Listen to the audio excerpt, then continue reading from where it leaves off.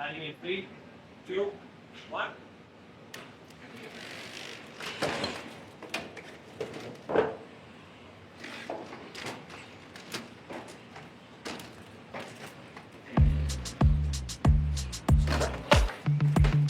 This is my 6th week at Boston Dynamics, and the fridge was my first project. I was told this was a year-end project that we were trying to target, and then it became a 2-week task. The new generation of Atlas, it's a very exciting robot. When we started working on its design, we set out to build a robot that was designed for low cost, ease of manufacturing, reliability, and simplicity, right? Like, really, it's a robot for which we've tried to reduce the complexity as much as possible. One of the cool things is that we've been able to, despite that simplification, maintain many of the things that make Boston Dynamics robots fun to work with, right? It's a robot that it is very strong, it's a robot that it is very agile and fast, and is very easy to control. We're very successful at having fun in simulation, designing behaviors that then almost always work with the real hardware. One of the goals that we've had in the last couple of months since we've been working with this robot is basically being able to prove to ourselves that what we thought was possible with this robot is actually possible.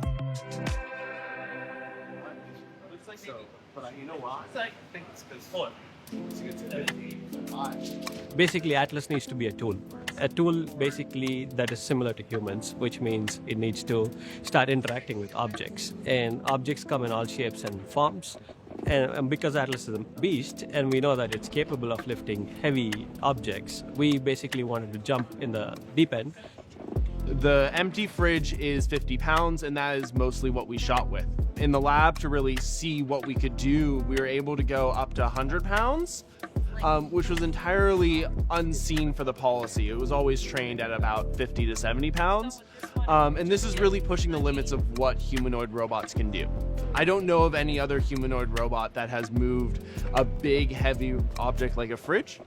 So the fridge experiment was really cool, and something I've kind of always been wanting to do, which is basically, instead of just grabbing things like with your hand and grasping it and kind of moving it like this, it was really using the whole body and really leveraging straight arms, lift up a thing, and really put your whole body into it was kind of the idea. And I've always wanted to do that with a robot.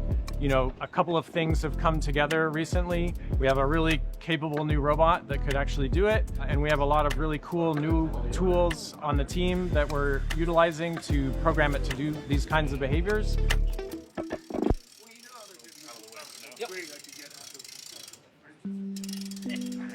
I've been here at Boston Dynamics for 15 years, and I've been a leader on the controls team for about that long. And we've gone through many cycles and many, pivots. And I think this one, where we are right now, is probably the most exciting. In the 6 weeks, I've noticed that it's fairly easy for us to test things. There's a rigorous pipeline that's been established, and there's a lot of people working behind the scenes.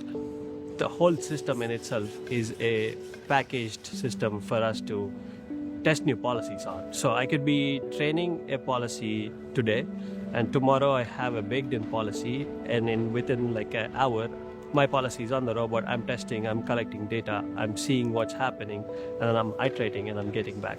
So that whole pipeline is seamless.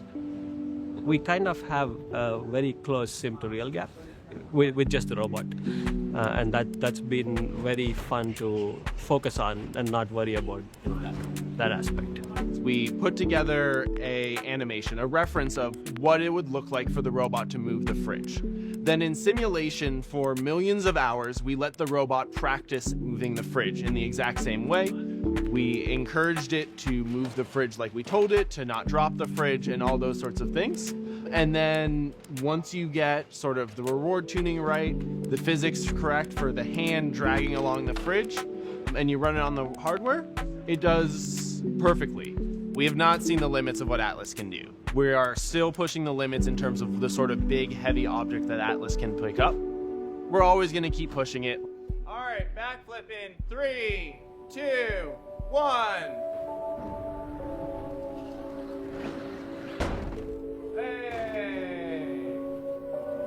Like a champ. So what's next? Well, it's never been easier to bring this robot outside the lab, and we're very excited to do that. We're only limited by our imagination now.